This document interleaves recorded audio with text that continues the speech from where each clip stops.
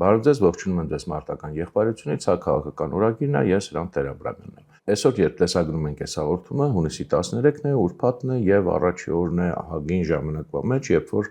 չենք զարթնել եւ չենք տեսել, որ մեր վարչապետի էջում ուրեմն հերթական սաղմոսն է մեջբերվում կամ հերթական ուրեմն գրառումն է կաթողիկոսի թեմայով կամ կուսակրոնության թեմայով գրառում եւ այսօր ուրեմն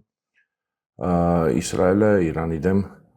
գիտեք գործողություն է ծավալել, հավանաբար հասկացել են նույնիսկ մեր ուրեմն վարչապետը, որ այսօր ամենահարմար օրը չի հերթական սաղմոսերգության համար, չնայած այստեղ իհարկե բան է, նուրբ հարց է, որովհետև եթե հիշենք, որ սաղմոսները 5 տականից են եւ Դավիթ թագավորն է ըստ ավանդույթի դրանց հեղինակը, Իսրայելի թագավորը, այստեղ իհարկե նրբություններ կան, չգիտեմ, պետք էր, թե պետք չէր սաղմոս այսօր ուրեմն հրապարակել Facebook-ում, կներեք իհարկե մի քիչ հեգնանքիս համար, բայց ուղղակի այլ կերպ երևի հնարավոր չի այս իրավիճակում։ Իսրայելի գործողությունները Իրանի դեմ սկսել են եւ մեր հասարակությունը, հասարակության զգալի մասը, թվում փորձագետներ, քաղաքագետներ, գործիչներ հանկարծակի հիշել են թեման, որ այսինչ տարածաշրջանում ենք ապրում, պետք է չգիտենք զգոն լինենք եւ այլն, մենք ինչով ենք զբաղված։ Լավ է իհարկե, որ հիշել են եւ ճիշտ են ասում, որ այո տարածաշրջանում մենք այնպեսի ապրում, որ մենք իսկականից պետքա միշտ շատ ուշադիր եւ լուրջ վերաբերվենք, բայց այստեղ մի քանի բայց կա։ Բայց առաջին եւ կարեւոր հարցը մենակ տարածաշրջանը չի, իհարկե տարածաշրջանն է, բայց այո մեր տարածաշրջանը, եթե համարենք մերձավոր արևելքը մեծ մերձավոր արևելքը, մեր տարածաշրջանը այլ հարավային Կովկասը ինքը քիչ թե շատ միշտ է համեմատաբար անկայուն եղել։ Իհարկե գուցե այդ աստիճան անկայուն չէ ինչքան հիմա, բայց քիչ թե շատ միշտ եղել։ Խնդիրը այդ չի միայն այսօր։ Այսօր խնդիրը ոչ միայն տարածաշրջանն է, այլև դարաշրջանն է։ Այսինքն մենք ապրում ենք մի դարաշրջանում, մի ժամանակի մեջ, իհարկե էլի նորություն չեմ ասում, երբ որ անկայունությունը մեծ հաշվով համաշխարհային բնույթ է կրում։ Սա է էական տարբերությունը։ Եվ ինչի եմ սա շեշտում, որովհետև չնայած մենք ապրում ենք այդպիսի դարաշրջանում, բայց մեր մտածողությունը, մեր գիտակցությունը, գոնե էլի խոսքը ասենք այդպես, ուզում եմ էլիտա բառը չարաշահեմ, այն հրապարակային մարդկանց, այն խոսացող գլուխներ, չգիտեմ, գործիչներ, փորձագետներ իմ նման մտածողությունը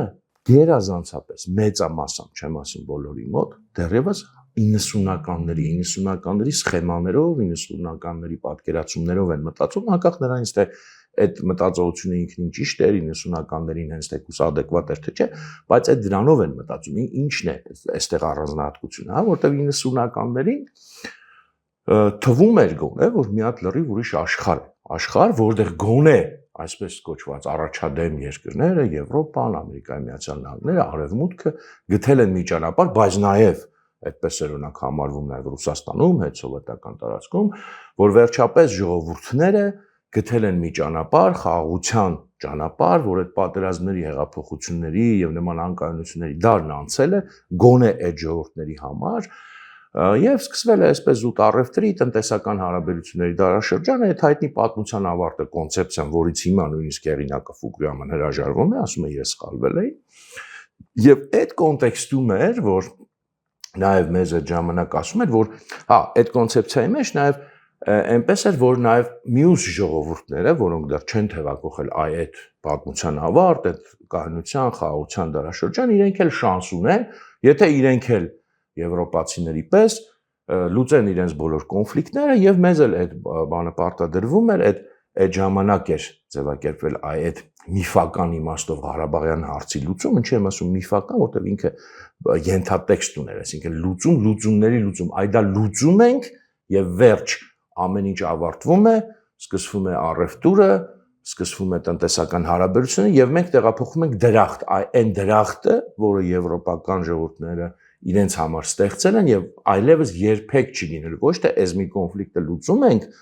այլ լուծում ենք բոլոր կոնֆլիկտները, տեղափոխվում ենք, թևակողում ենք այդ երկնային դրախտը։ Այսպիսին էր 90-ականների մտածողությունը, մարդիկ իրոք այդպես էին հավատում, այդպես էին տեսնում, դա մենակ Հայաստանում չէր բնականաբար,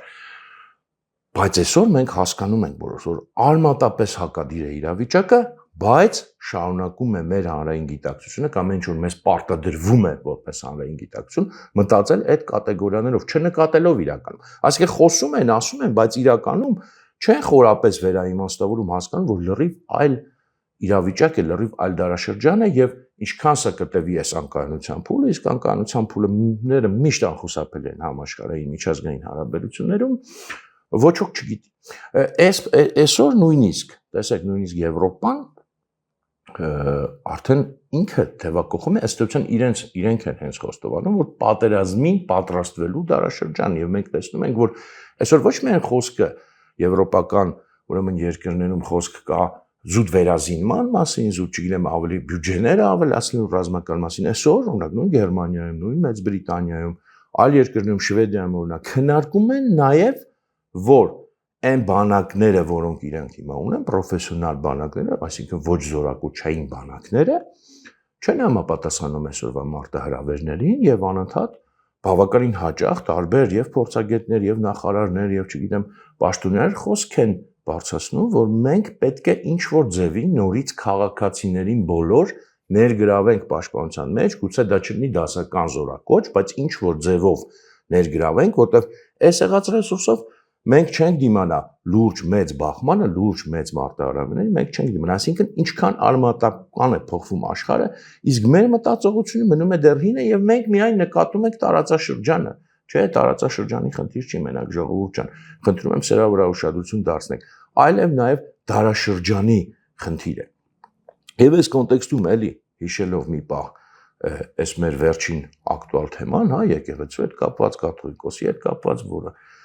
պետության ղեկավարի կողմից անընդհատ այսպես բարձրացվում էր եւ երևի դեռ կշարունակի բարձրացվել, դա մարդիկ ասում են, գիտես ինչ, ճիշտ ես դու ասում, որ նախկինում շատ թեմաներ է բարձրացրել, որոնք կիսատ են մնացել, բայց կտեսնես այս մեկում ինչը վերջ է գնալու, ինչ որ սենց բաներ էին, այդպես համոզմունք կար, չգիտեմ որտեղից են այդ համոզմունքը վերցրել, ես չգիտեմ, բայց խնդիրը հետեւյալն է, որ նույնիսկ եթե այդպես է, նույնիսկ եթե չգիտեմ, այս անգամ այդպես էր որոշվել, դուք տեսաք որ տեղի ունենում իրադարձություն, որի ֆոնին այլևս բացարձական, առանց էլ ադեկվատ չէ, բայց բացարձական ադեկվատ է դառնում, որտեղ այսօրվա աշխարհում դու չես կարող նույնիսկ 1-2 ամսվա ճշգրիտ հաշվարկ անես ինչ է լինելու։ Եվ այդ ֆոնին նման ինչ որ գործողություններ ներքին անկայունությունը ստերության հրահարելով, դու ուղղակի նույնիսկ եթե դու մտադրված ես, որ տենց մինչև վերջ թեման կտնես, տեսնում ես, որ չես կարող, որտեղ այնպիսի իրադարձություններ են տեղի ունենում, որոնց դու փաստացի պատրաստ չես, որոնց դու պետք է պատրաստ լինեիր, դու դրանով պետք է օրնիբուն զբաղված լինեիր, նման իրադարձություններով, չեմ ասում մենակ Իրան-Իսրայել, ընդհանրապես, եւ այդ քո բոլոր պլանները նույնիսկ եթե իրական են, մի կողմ թողնենք, որ ես մեկը չեմ հավատում, որ դա տենց մինչև վերջ հասցվելու էր այդ թեման, կխոսենք մի քիչ դրա մասին, ինչ եմ ես մտածում նաեւ, վերջում կավելացնեմ երկու բան, բայց համենայնիվ մենք տեսնում ենք, որ այդ դեպքը չեք կարող դուք այսօրվա աշխարհում նստել ու տենց ինչ որ բաներ պլանավորել։ Հիմա, բայց այս դետալներ են իրական։ Մի հատ կարևոր էլի խնդիր կա սրա հետ կապված։ Ես Իրան-Իսրայել կոնֆլիկտը չեմ պատրաստվում վերլուծել, ես միշտ ասում եմ, թեմաներ կան, ես ամեն ինչից աշխարհում չեմ խոսում։ Ես չեմ սիրում խոսել բաներից, որոնց մեջ ես քիչ թե շատ գոնե չեմ փորացել, բայց մի հատ կարևոր հարց կա, դե մարդիկ ասում են, տեսեք, այսպիսի աշխարհում ենք ապրում, այսպիսի տարածաշրջանում ենք ապրում, ինչ կարող ենք անել, ինչ պետք է անենք։ Ես այսօր Facebook-ում էլ մի փոքր գրառում արեցի այդ թեմայով, եթե ցանկություն կա կարող եք նաև ծանոթանալ։ Իմ պատասխանը մի քիչ պարադոքսալ է, տարօրինակ է։ Այսինքն տարօրինակ չի։ Այս մտածողությամբ, որը մենք հիմա ունենք, այս գերակայող մտածողությամբ, մենք ոչինչ չենք կարող անել, նույնիսկ եթե շատ ցանկանանք, չենք կարող անել ոչ մի բան։ Որովհետև եթե մենք իսկ մեր ըստ էության էլի այդ խոսացող գլուխների, գործիչների մեծ մասը ճնշող մեծամասնությունը անկախ նրանից թե ինչ դիրքորոշում ունի իշխանության նկատմամբ ընդդիմադիր է թե իշխանամետ է, մեծ մասի կոնսենսուսը նա է, որ հայ ժողովուրդը հրաժարվում է պայքարից, հայ ժողովուրդը թույլ է, անկարող է, մենք ոչինչ չենք կարող անել,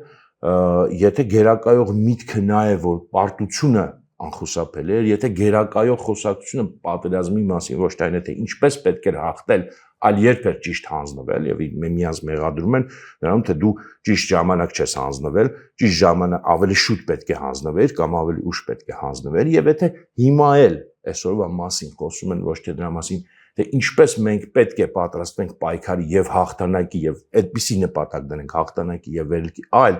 ինչպես մենք պետք է յոլատ անենք, ինչպես մենք պետք է մի քիչ ավելի լավ բանակցենք կամ կոնցեպտուալ վեճը խաղաղության դարաշրջանի եւ Քոչարյանց ասած եւ ոչ միայն Քոչարյանց արժանապատիվ խաղաղության միջև է, եթե այդ է մեր ընտրած ճանապարհը, մենք ոչինչ չենք կարող անել, որովհետեւ երբ որ դու հրաժարվում ես պայքարից եւ ինքդ քեզ ներշնչում ես, որ դու թույլ եւ անկարող ես, ես չեմ ասում մենք ամենազորն ենք, բայց այստեղ սահման կա, երբ որ դու քեզ բացարձակ թույլ, անկարող եւ նույնիսկ Ադրբեջանի պես պետության դեմ քեզ հրճակում ես լրիվ անկարող, դու ուղղակի սուբյեկտությունից ինքդ քեզ զրկում ես, դու սուբյեկտ չես, այսինքն գործողության կարողություն չունեցող մի հատ երևույթ ես եւ բնականաբար ցանկացած սցենար քո համար վատ է, ինչ է լինի վատ է, քո համար լավ սցենարներ չկան, լավ տարբերակները լինում են պայքարողների համար, պայքարողներն էլ կարող են պարտվել եւ ունենալ վատ սցենարներ, բայց իրանք ունեն լավ սցենարի շանս ունեն, բայց եթե դու սուբյեկտ չես, եթե դու հրաժարվում ես այդ ամեն ինչից, դու ընդհանրապես լավ տարբերակ չունես եւ քո համար ամեն ինչ, այո, եւ ոնց որ էլի նույն այդ խոսացող գլուխները միշտ էս մեր ժողովրդի գլխին բան են անում, կործանում, աղետ, անընդհատ էսա։ Եվ հա դու ինքդ ես քեզ այդ զոհի կարգավիճակում դրել ըստ էության, որտեվ եթե դու ոչինչ չես կարող անել, ուրեմն շատ կներեք քեզ հետ են անելու։ Այսօրվա մանավանդ աշխարհում ուշ թե շուտ անելու են քեզ հետ, այսինքն դու օբյեկտ ես։ Կամ չգիտեմ, քեզ հետ կանեն, կամ քո փոխարեն կանեն, ես չգիտեմ, բայց դու համենայն դեպս չկաս։ Այսինքն կարաս կներեք, ոնց որ եւ մեր հասարակությունը անում է, այդ մի քանի օր տենց աղմկում է, հետո հանգստանում է, գնում է զբաղվում է իր գործերով։ Որովհետեւ հա իսկականից այս մտածողության մեջ ոչ կարող ես անել, ոչ էլ պետքա դարդանես, չի ստացվի։ Մտածողությունը պետքա փոխվի, սա իհարկե այդ մտածողությունը մեզ արտադրված է, ես չեմ մեղադրում մեր հանրությանը։ Սա շատ խորը ձևով, շատ խորը արմատներ ունի եւ շատ sense մեղված պարտադրված է, շատ դժվար է դա ջարդել, բայց մենք պետք է հասկանանք, որ հատկապես այս իրավիճակում, երբ որ մենք հասկանում ենք, տեսնում ենք, որ լիովին այլ աշխարհում ենք ապրում, այլ տարբերակ չկա։ Ավելին ես ձեզ ասեմ, հենց մեր նման ազգերի համար նման իրավիճակներում ոչ միայն մարտահրավեր կա, այլև հնարավորություններ կա, որովհետեւ մեծ տերությունները իրանք միշտ ունեն քիչ թե շատ հնարավորություն։ Մեր նման ազգերը հնարավորություններ են ստանում ինչ-որ բան ավել ունենալու այն նման անկայուն իրավիճակներում։ Բայց լավ, սա այլընտրանքային իրականություն է այս պահին Հայաստանի համար։ Իհարկե ես վստահ եմ, որ մեր ժողովուրդը այդ պայքարի պոտենցիալ ունի եւ մենք ուշ թե շուտ, այսինքն ստիպված ենք լինելու այս ամեն ինչին գալ եւ թեկուզ ուշացմամբ, բայց ունենալու ենք էլի հաղթական պայքարներ։ Հիմա ցավոք ուղղակի մի քիչ ժամանակ ենք կորցնում, բայց էս է իրավիճակը եւ սա տեսեք սա էլի ոչ թե իմ ցանկությունն է, ոչ թե ինչ որ գաղափարախոսություն է, սա ուղղակի աշխարհի իրականությունն է, չոր տրամաբանությունն է։ Կներեք, ես մեղավոր չեմ, որ աշխարհը այդպեսին է, այս աշխարհը գոնե այդպեսին է։ Եվ այստեղից ըստ էության նաեւ մի հատ ուրիշ բան է հետևում։ Այդ երբ որ ասում սուբյեկտից հրաժարվել, մի այլ կերպ մենք կարող ենք ձևակերպել ըստ էության քաղաքական ազգի կարգավիճակից, սա փաստացի հրաժարում է, որովհետև անկախությունը քաղաքական ազգ լինելը դա ուղղակի ինչ որ խոսքեր չեն կամ ուղղակի իրավաբանական ինչ որ ձևակերպում չի, ինչ որ տենց չգիտեմ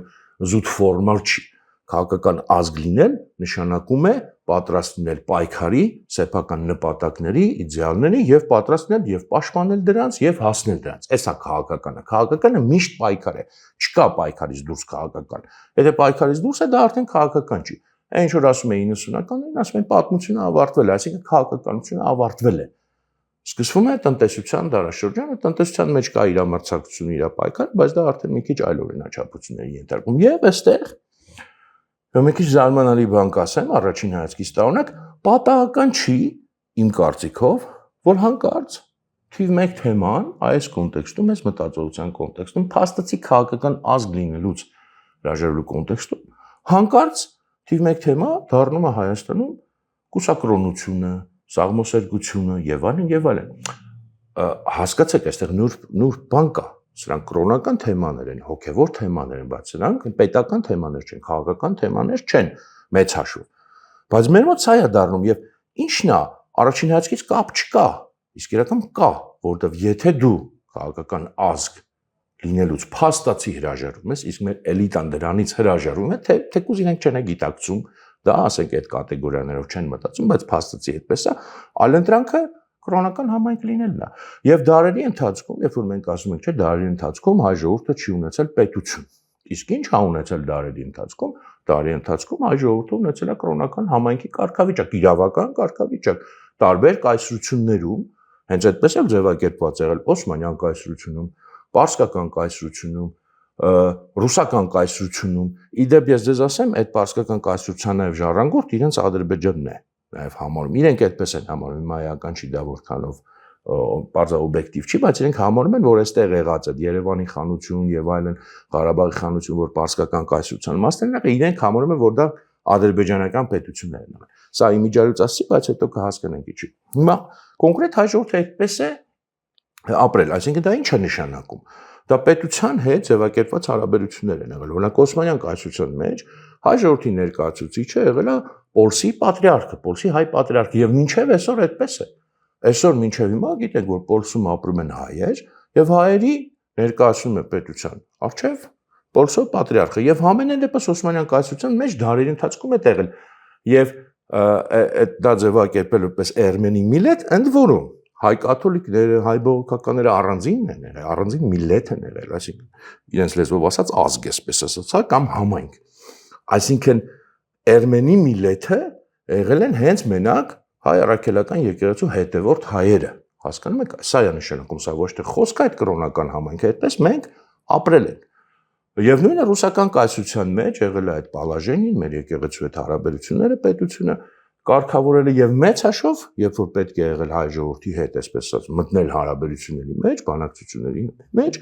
ռուսական կայսրությունը դա արել է կաթոլիկոսի միջոցով։ Ամենայն հայոց կաթոլիկոսի միջոցով, Էջմիածնի միջոցով տվյալ դեպքում, եւ նույնը եղել է ուրեմն պարսկական տիրապետության ժամանակ։ Հիմա իհարկե որոշ դեպքերում այստեղ ծագել են նաեւ խնդիրներ, հիմնականում ավելի շատ ես կասեի բյուզանդական կայսրություն, ռուսական կայսրություն, որտեղ իրենք քրիստոնյա են եղել եւ խնդիր է եղել հայկական եկեղեցու ինքնուրույնությունը իհարկե իրենց համար, բայց հիմնականում այսպես թե այնպես այդ իրավիճակը գոյատևել։ Այստեղ սա օբյեկտիվ իրավիճակ է եղել։ Հիմա դեպքերի բերմամբ, որտեղ մեր եկեղեցին հաստատ ինքը չի այդպես ուզեցել, որ այդպես լինի, բայց դեպքերի բերմամբ այդպես է եղել։ Այդպես է եղել, որ հայ ժողովրդի ներկայացրել եկեղեցի եւ մենք եղել ենք կրոնական համայնք, մենք քաղաքական չենք եղել եւ քանի դեռ եղել ենք, մեծ հաշվով շատ լուրջ խնդիրներ այդ կայսրություններում հայ ժողովրդի հետ չեն ծագել։ Խնդիրները ծագել են, երբ որ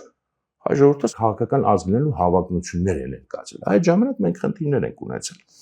Հիմա սա իրոք կրոնի հետ կապ չունի, սրանք իրավական կարգավիճակներ են կայսրությունների մեջ ուրեմն բան կարգավիճակները, որպեսզի ճիշտ հասկանանք, էլի ոչ թե սա կրոնի դեմ, կամ եկեղեցու դեմ է, ես ուղղակի ներկայացնում եմ օբյեկտիվ, թե ինչպես է եղել, որտեղ քաղաքականն ինչ տեղն ունի, հոգևորն ինչ տեղն ունի, իրանք իրար հետ բնականաբար կապված են, բայց այդ կապը այդպես անմիջական չի, դրանք ամեն դեպքում տարբեր ոլորտներ են, տարբեր օրինաչափություններ ունեն, եւ ոչ միայն եղել է, բնականաբար հիմա էլ ձեռնտու կլներ այդ նույն ուժերին Ես երեք ուժ ասացի, հիմա Պարսկաստան ասելով հասկանանք տվյալ դեպքում Ադրբեջան, որ ասացի իրեն ժառանգ է համարում, դա Պարսկաստանը հիմա հապարծը հավակնություն չունի Հայաստանի նկատմամբ, եւ Թուրքիային այդպես ձեռնտու կլներ, եւ Ռուսաստանին այդպես ձեռնտու կլներ, եւ Ադրբեջանին այդպես ձեռնտուներ, որ էլի նորից հայ ժողովուրդը վերածվել փաստացի կրոնական համայնքի ոչ քաղաքական ազգի, եւ ոչ միայն ձեռնտու կլիներ, այլև մեծ հաշվով հենց դա լինես ծրագիրն է։ Չեմ ասում բառացի հենց կրոնական համայնքի վերածելը, դա արդեն հետևանք է, այլ քաղաքական ազգ կարգավիճակից Հայաստանին զրկելը։ Ֆորմալ անկախությունը պահպանելով դա այսօրվա աշխարհում էական չի։ Ֆորմալ կարա ինչ-որ կառավարություն լինի եւ այլն, ոնց որ սովետական միության մեջ կար սովետական Հայաստանի կառավարություն, հա, բայց այն ինչը որ մեզ փաստացի առաջարկվում է այսօր, որպես այսպես ասած խաղաղություն, թե Ադրբեջանի կողմից, թե փաստացի Թուրքիայի կողմից, թե միջնորդավորված Ռուսաստանի կողմից, հենց սա է։ Մի եղեք քաղաքական ազգ, հրաժարվեք քաղաքական ձեր նպատակներից, ձեր քաղաքական ինքնությունից եւ մեծ հաշվով կապրեք։ Ես ասեմ, ճիշտ է, կարող է դա էլի ոչ պոպուլար բան լինի, իրենք չեն պատրաստվում ես բնաջնջել։ Կներեք էլի սա պրակտիկ հարց է, բնաջնջելը հեշտ բան չի, նույնիսկ եթե փոքր ժողովուրդ է, հեշտ բան չի, տենց հազար ներողություն մի քիչ որ պրակտիկ sense բանով եմ ասում, ծախսատար է եւ պրոբլեմատիկ է իհարկե։ Մենա թուրքերը տեսեք 15 թվի համար ճիշտ է հատուցում չեն ստացել, բայց միջև հիմա այտենց այդ խնդիրը կա, այսինքն աշխարհում երբ որ ինչ-որ մեկին պետք է հիշացնում է իրենց։ Ամեն դեպքում դա այդքան հեշտ մարսվող բան չի։ Եվ բնականաբար ոչ թե որ իրանք շատ բարի են, այլ որ այտենց շատ հեշտ բան չի։ Այսինքն եթե դու հաշտվես այս կարգավիճակի հետ, հրաժարվես քո քաղաքական ինքնությունից, զուտ իրանց ենթակայության տակ ապրես, արդեն քաղաքականը իրենց էս թողնում, Իրենք են օրինակ այսօր Ադրբեջանը ակնհայտ քաղաքական հավակնություններ ունի, չէ՞։ Դե Թուրքիայի Ռուսաստանի մասին չեմ ասում, դու որպես կրոնական մշակութային, չգիտեմ, եկեղեցիներ կսարքես, հաց պանիր կանաչի կուտես եւ այլն, հիմա կներեք, էլի հասկանում եք, չէ՞, ես ոչ եկեղեցու դեմ եմ, ոչ բնականաբար հաց պանիր կանաչի։ Բայց դու ուղղակի այտենց կգոյատևես։ Այդքանը քեզ թույլատրված կլինի եւ սա է մեծաշով, ոչ թե ես սա ասում եմ օդի մեջ ռետորական, մենք շատ ենք խոսել, թե որն է Ադրբեջանի պատկերացումը խաղաղության մասին։ Հիմա ես չեմ ուզում կրկնել, բայց պատահական չի, որ դրա մեջ մտնում է ապառազմականացումը, պատահական չի, որ դրա մեջ մտնում է ըստ էության անկախ արտաքին քաղաքականություն վարելու քո իրավունքը եւ այլն, սահմանադրությունը, անկախության հռչակագիրը, այս ամեն ինչը խոսել ենք։ Այս ամեն ինչը թարգմանաբար նշանակում է հրաժարվել քաղաքական ազգ լինելու կարգավիճակից կամ այլ կերպ ասած ինքնիշխանությունից։ Եվ հիմա այս ամեն ինչի ֆոնին ինչ ենք մենք տեսնում։ Ես ասում մի քիչ միտքս կարող է տարօրինակ թա, բայց ես իմ զգացողության վրա եմ ճիշտ ասած ասում։ Ես ունեմ այդ զգացողությունը այս իրավիճակի տարօրինակության։ Ինքը այդքան հեշտ բացատրելի չի, այն ինչը որ այսօր կամ մինչև այսօր գոնե մեր ուրեմն հարգելի կառավարությունը մեզ փորձում էր որպես օրակարգ փաթաթել։ Ավելի բարդ է, քան առաջի այցքից թվում է, իմ զգացողությամբ գոնե։ Եվ հիմա ես որպես վարկած եմ խոսում, չեմ պնդում, բայց ամենայնպես այստեղ մտածելու լիքը բան կա։ Հիմա այս ամեն ինչից հետո մենք ինչ ենք տեսնում, որ նորից վերհիշում ենք։ Երկրի ղեկավարը բարձրացնում է, ընդ որում արտաքուստ բարձրացնում է մաքուր կրոնական թեմա։ Ինքը նույնիսկ չի քաղաքական տեսակետից բարձրացնում, ասում է մենք պետք է հայ եկեղեցին բարեփոխենք եւ այլն, որտեղ խնդիրներ կա, որովհետեւ չէ, ինքը բարձրացնում է մաքուր կրոնական թեմաներ, օրինակ կուսակրոնության թեման։ Պետությունը ոչ մի գործ չունի կուսակրոնության հետ։ Կուսակրոնությունը սահմանադրությամբ կամ չգիտեմ, որևէ օրենսդրությամբ պետական սահմանված բան չի, դա եկեղեցական կարգ է։ Լավ չի, երբ որ եկեղեցականները խախտում են կուսակրոնությունը, բայց դա եկեղեցու գործն է։ Իրոք այդպես է։ Հասկանում եք, նույնիսկ ես օրինակ համարում եմ, ես ինքս չեմ կողմնակից չեմ այդ պետություն եկեղեցի անջատման, որտեղ պարզ է որ հայ եկեղեցին չի կարող լինի զուտ կրոնական կառույցը պետությունից անջատ, բայց միևնույն է, բնական է, դա ինքնավար կառույց է եւ կան բաներ, որի հետ պետությունը գործ չունի։ Պետությունը գործ պետք է ունենա եկեղեցու հետ որպես ազգային կառույց, բայց հոգեվոր հարցերի հետ պետությունը գործ չունի, հոգեվոր հարցերը եկեղեցուն են։ Բայց բարձրացնում են ուշադրություն դարձը կուսակրոնություն կամ նույն այդ սաղմոսները, ինչ եմ ես այդ սաղմոսների հարցը, տենց ոնց որ մի քիչ էլ հեգնանքով ասում։ Իրականում ես սաղմոսները շատ եմ սիրում։ Դե իրանք շատ սիրուն են, շատ գեղեցիկ են, իրոք շատ լավն են։ Բայց այստեղ հարցը դա չի։ Հարցը դա է, որ ասենք պետության գլուխը ամեն օր աշխատանքային ժամերին ընդ որում այդ սաղմոսների բանա մեջբերումները անընդհատանում եւ այլն, սա ինձ նորմալ չի այդքան։ Լավ է, եթե պետության ղեկավարը այսպես ասած հոգևոր բան ունի, լավ է որ հավատում է Աստծուն, բնականաբար ես դրան էլ դեմ չեմ, նույնիսկ կողմ եմ, այդպես էլ պետք է լինի, բայց նախ դա չպետք է լինի ցուցադրական, հոգևոր հարցերում ցուցադրականությունը հեչ լավ բան չի,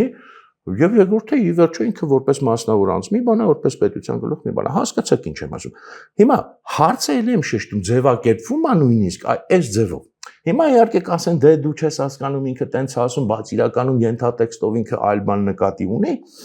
Չգիտեմ, ենթատեքստով ինչ նկատի ունի, ինչ նկատի չունի, համենայնպես սա ասեմ, բայց ցավոք չեմ կարող հիմա շատ շարունակել հաստատ, նույնիսկ եթե ենթատեքստով այլ բան նկատի ունի, ընտրվածը շատ սխալ ժամանակ եւ ինքը վաղուց չունի այդ հեղինակությունը, որ նման խնդիրներ, նման նուրբ լուրջ խնդիրներ կարողանա լուծել, բայց նրա մասին խոսել եմ, գրել եմ, չեմ ուզում հիմա ասեմ։ Հիմա գնանք առաջ։ Իրականում ոչ մի գործողություններ չկա, այդ որ ասում են պետությունը, եկեղեցի հակադրություն բան, ոչ մի գործողություն բառից բուն իմաստով չկա, կա այլ բան։ Որտեղ մի պահ պատկերացրեք դուք երկրի ղեկավարն եք եւ իրոք որոշել եք, որ դուք պետքա հայ եկեղեցում ինչ որ բարեփոխումներ անցկացնել, ոչ թե հայ եկեղեցում բարեփոխում անցկացնել, պետություն եկեղեցի հարաբերությունները ինչ որ այլ հունի մեջ դնել, որը իրական ճիշտ է, այդպես էլ մի օր լինելու է, բայց շատ նուրբ, շատ ճիշտ ձևերով։ Բայց պատկերացրեք դուք այդ մարդն եք։ Դուք վստահ եք, դուք իրոք պատկերացրեք, այսինքն վարչապետ լինելով դուք պատկերացնում եք քանի հատ լծակ ունեք, այդ հարցը, եթե իրոք ձեզ հետաքրքրում է, թեկուզ միայն կաթողիկոսի հարցը, հազար մի ձևով այնպես լուծել, որ նույնիսկ նախ ոչ մի աղմուկ չբարձրանա, ավելորդ մանավանդ, եւ այդ հարցը լուծել հազար ու մի տարբերակ կա, հաստատ կա, չէ՞։ Ես չեմ կարող, դուք չեք կարող, պետության ղեկավարը հաստատ կարող է։ Հիմա մենք պետք է ուրեմն ենթադրենք, որ մեր պետության ղեկավարը ինչ որ տարօրինակ պատճառով չի հասկանում, որ ինքը ունի այդ լծակները, ու դրա փոխարեն ինչ է անում, Facebook-ում ստատուսներ է գրում։ Կամ գրում է մենք հիմա ձևավորում ենք համակարգող ինչեր, խորհուրդեր, ինչեր, ու մեյլից կարակ գրեք, ով ուզում է դրան մասնակցի։ Այսինքն Facebook, մեյլ, ինչ որ մասնավոր անձի գործողություն ասա։ Եվ ամենուրա ռեժիմով անընդհատ այս թեման է պահում, եւ կներեք ես ունեմ չէ իրավունք այստեղ ենթադրել, այստեղ ինչ որ այլ բան է տեղի ունենում։ Որտեւ սա շատ նման է հոգեբանական օպերացիայի։ Իրոք, հոգեբանական օպերացիայի ամենօրվա ռեժիմով մարդկանց ոնց որ նախ այս թեմայի մեջ գցելու անպայման, նույնիսկ եթե մարդիկ չեն ուզում այս թեմայի մեջ մտնել ստիպված, երկրորդը ըստ էության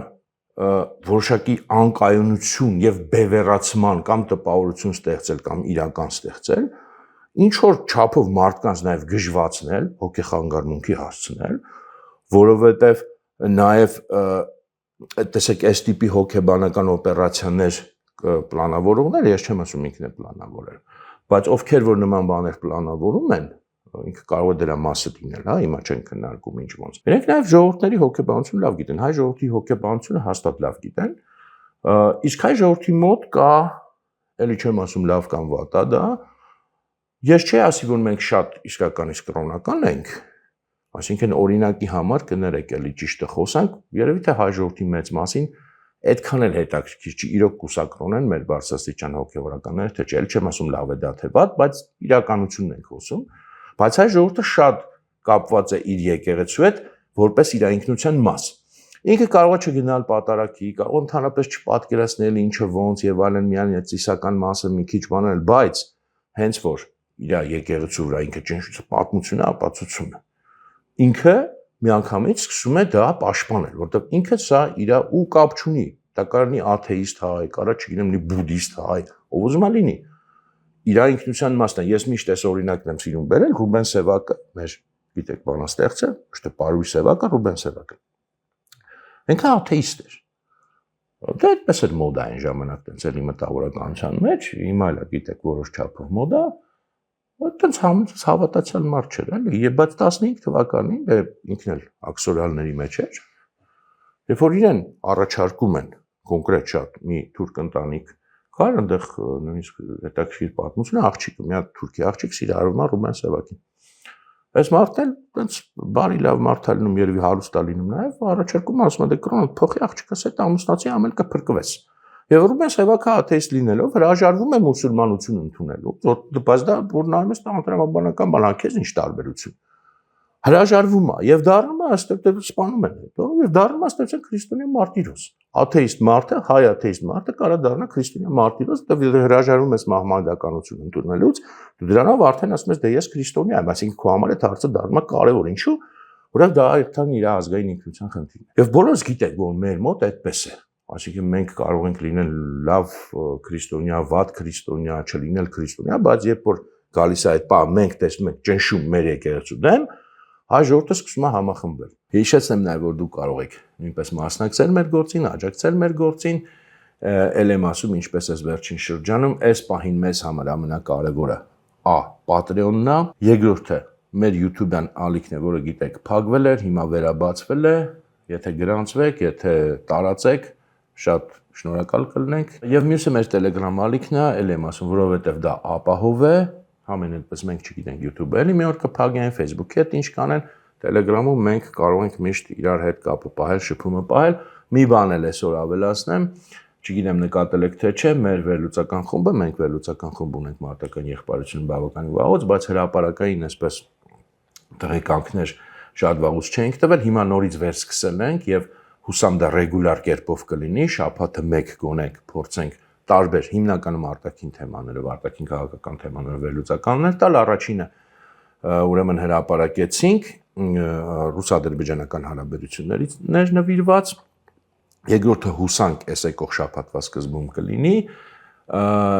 եւ խնդրում եմ համ ուշադրություն դարձրեք դրանց, տարածեք, իդեպ հա, դրանցից նաև այսպես արհեստական բանականության օգնությամբ ոդքասթներ ենք անում, աուդիո ոդքասթներ, անգլերեն լեզվով, առաջինը արել ենք բավականին իմ տպավորությամբ իմ կարծիքով լավն է ստացվել, ընդամենը 7 րոպե կարող եք լսել, նույն թեման է, նույն այդ ռուս-ադրբեջանական հարաբերությունները, բայց արհեստական բանականությունը սարքել է դրանից մի հատ այնց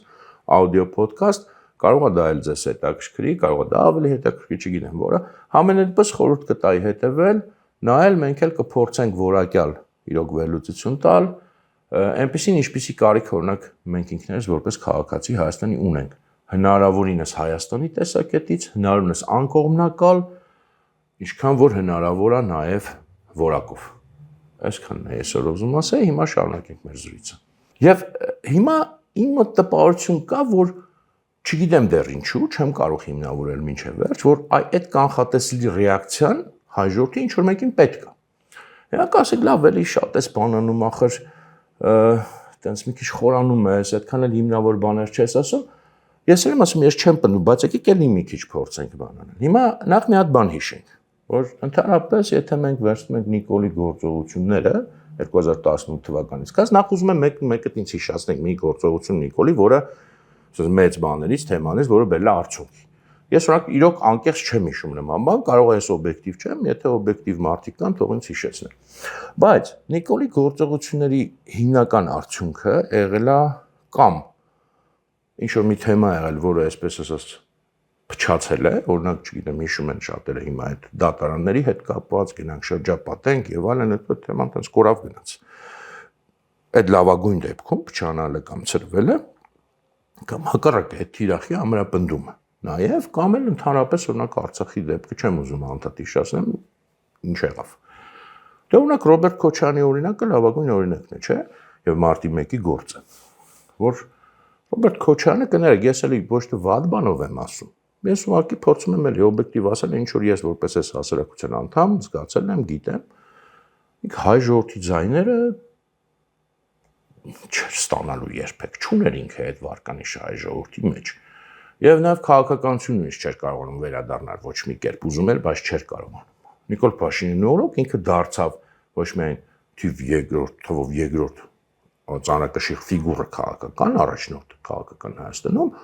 այլև ստացավ հայ ժողովրդի 20% ձայներ։ Էլ եմ ասում, ոչ մեկը մի եղացեք ինձանից, ես չարությունից չեմ ասում։ Չէր ստանալու երբեք Ռոբերտ Քոչարյանը հայ ժողովրդի 20% ձայներ, չէր ստանալու։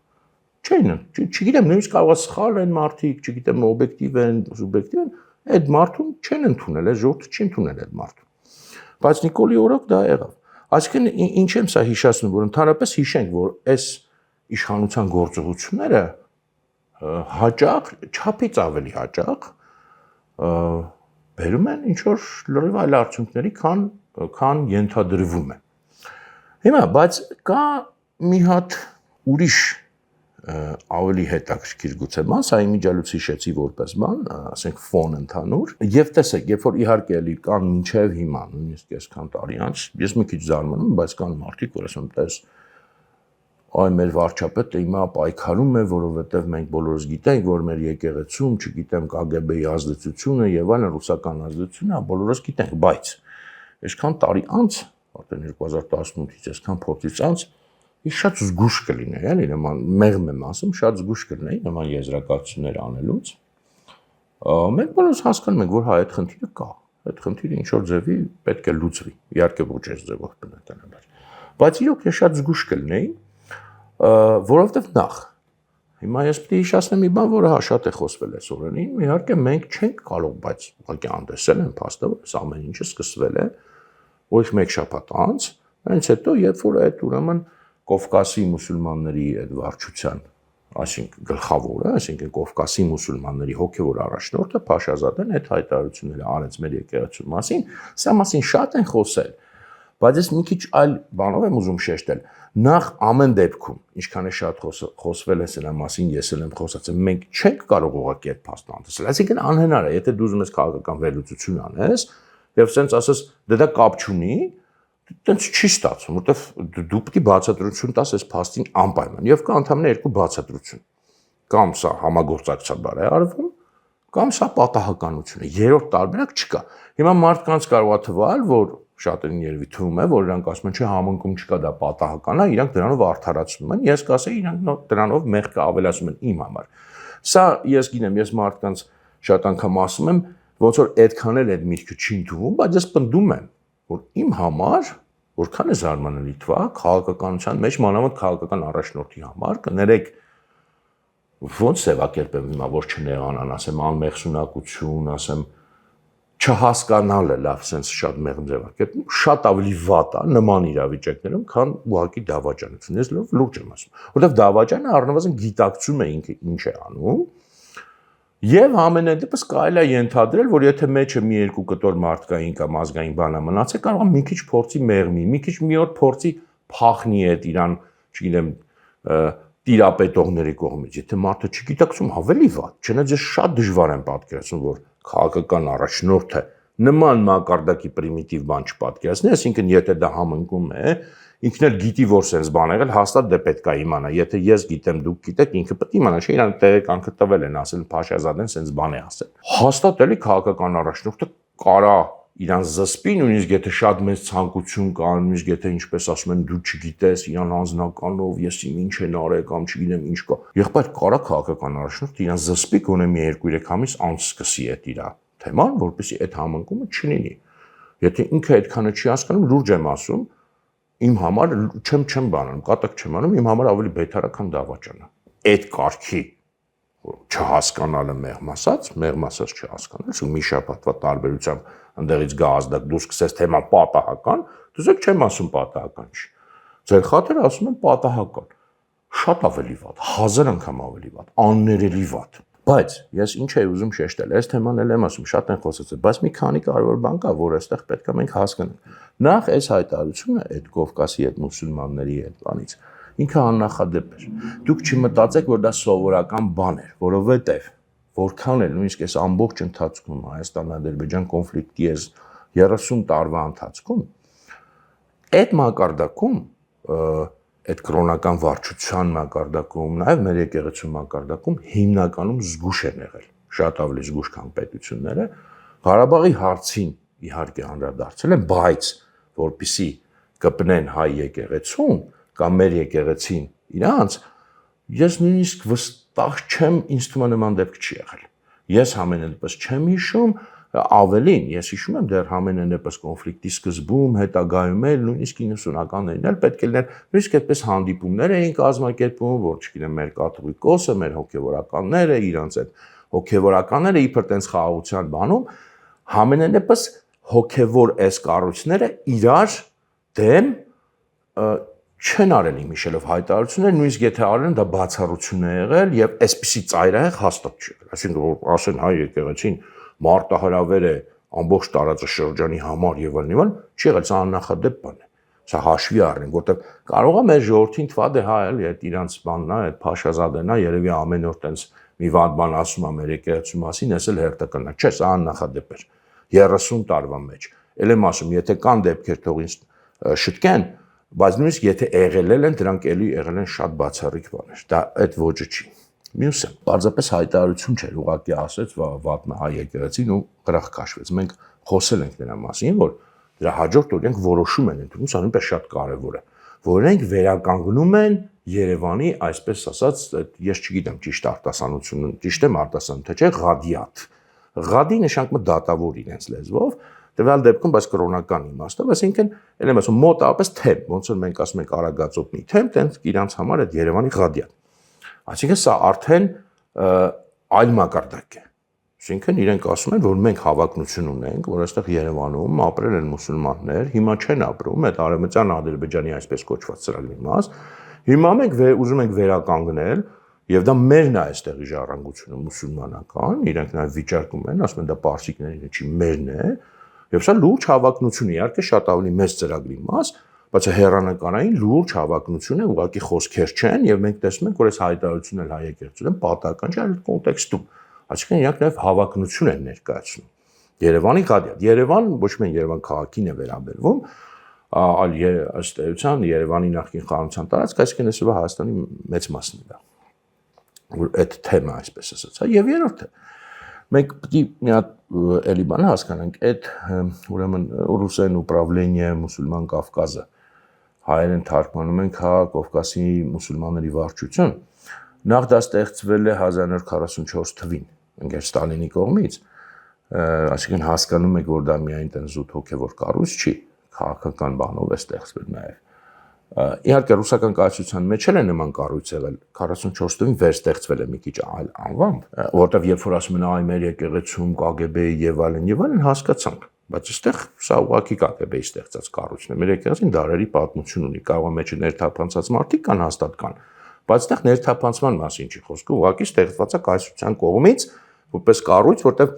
իրանք մուսուլմանական աշխարհում այդպես չի, միասնական եկեղեցի, միասնական գլուխ այդպես չի։ Հա, տարբեր պետություններ տարբեր ձևով է կազմակերպված, հատկապես շիաների մոտ էլ չկա այդպես միասնական հիերարխիա։ Սա հենց ռուսական կայսրության, իսկ հետո սովետական միության կողմից ստեղծված մի կառույց է, որպեսզի ղեկավարեն այդ ամբողջը։ Այսինքն սա դարերի պատմություն ունեցող բան չի, մեր եկեղեցու հետ բան չանեք, էլի չմտածեք։ Եվ մինչև հիմա էլ, սա ոչ միայն Ադրբեջանի հոգևոր առաջնորդումն է, այլ ամբողջ Կովկասի մուսուլմանների, այսինքն նաև Վրաստանի, բայց նաև Հյուսիսային Կովկասի, որ Ռուսաստանի մեջ է մտնում։ Այսինքն սա ստեղծան նաև ռուս-ադրբեջանական կառույց է, այդ մարդ Հաշյազադեն ոչ թե միայն Ադրբեջանի, ինքը նաև Ռուսաստանի մի մասի մուսուլմանների առաջնորդը եւ բնականաբար որպես այդպեսին ինքը չի կարող նաև ռուսական պետության հետ գործ չունենալ կամ մեղմ ասում հավանաբար նաև ես չգիտեմ մեխանիզմները հավանաբար ինչ որ ձևի նաև վերահսկել իսկ մենք սրանալ պետք է ուշադրություն դարձնենք որպես մարդը երբ որ հայտարարություններ է անում այս մարդը մենակ Բաքուն չի ներկայացնում ես սա անցել անգամ ակնարկեցի բայց ընդհանրում եմ այդքան էլ լավ չհասկացվեց հիմա ավելի պարզ եմ ասում եւ այստեղ արդեն խնդրում եմ սիրելի իմ հայրենակիցներ որ այդքան ողջավորված եք որ հիմա չգիտեմ KGB-ի դեմ պայքար մի հատ մտածեք այս ամբողջ կոնտեքստը մի հատ մտածեք ով է սկսել սա ինչ կառույց է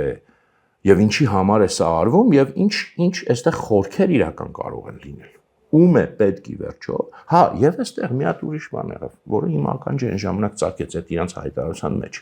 երբ որ ուրեմն այդ Փաշազադեի հայտարարությունն էր որ ինքը դա տենց ասում է հա եկեղեցին sense չգիտեմ ֆաշիստ ռևաշիստ ինչքան փիս բառ կա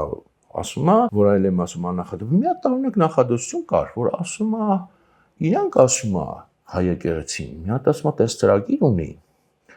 որ երբ որ կամ եթե հիմա լավ չեմ հիշում բառացի հայ ժողովուրդը չունենա այլ կառավարություն սեփական իրենք լինեն հայ ժողովրդի կառավարություն Վատիկանի պես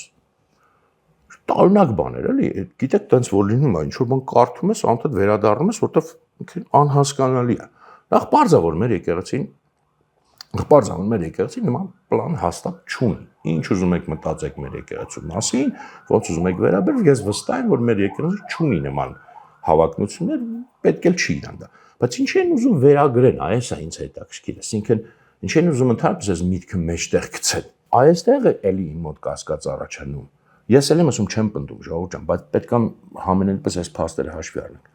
որ արդյոք իրոք սա այդ նույն կոնտեքստի մասը չի չէ որ խոսում ենք հայ ժողովրդին կրոնական համայնքի վերածելու միգուցե հենց դա էլ իրականում ինչ որ մեկի ցանկությունն է հենց այդ կարգի վիճակում տեսնել հայ ժողովրդին եւ հայ եկեղեցին որտեղ բնականաբար հայ եկեղեցին առանց հայ պետության եւ առանց հայկական ռազմական ուժի ինքը չի կարողանա պարզապես դիմակայել եւ ստիպված կլինի լինել ենթարկված ժողովրդի ներկայացուցիչ ինչպես որ եղել է դարերի ընթացքում այդ դերը վերցրել է ստիպված իր վրա բայց հաստատ ինքը դրանից երջանիկ չի եղել եւ հաստատ մեր եկեղեցին հայկական պետության մեջ ավելի իր բնական դիրքում է եւ այլն եւ էլ եմ ասում կարող ենք մինչեւ վերջ բացառել որ այստեղ շատ ավելի մեծ մենք գործողության հետ ունենք որտեղ երբ որ մեկ փաստ չէ երկու փաստ չէ այսպես մի քանի փաստեր եւ տրամաբանություններ մենք համադրում ենք համենայնպես նվազագույնը մենք կարող ենք տարբեր կասկածների առիթ ունենալ եւ ով է ընդհանրապես կանգնած այս արշավետևում որովհետեւ մենք պետք է հասկանանք ընդհանրապես մեծ տերությունները կայսրությունները իրանք չեն գործում այնպես պրիմիտիվ ոնց որ մենք ենք պատկերացնում մենք միշտ պատկերացնում ենք մեր նման էլի պրիմիտիվ որ բոլորին པարզ չէ նման օպերացիաներ են բարդ բազմակայլ եւ ընդ որում օպերացիայի մեջ ներգրաված մարդիկ հեչ պարտադիր չի որանք իմանան ինչեւ վերջինս դերը որովհետեւ հիմա էլի իմ համար ես միշտ ասել եմ էական չի օրինակ նույն մեր ղեկավարների դեպքում իրանք չգիտեմ այդպես մինչև վերջ գիտակցված են անում ամեն ինչ թե չէ որովհետև ի վերջո եթե քո հոգեբանությունը հաշվարկելի է իսկ քո հոգեբանությունը բնականաբար իրենք շատ լավ ուսումնասիրում են եւ քեզ հնարավոր է սադրել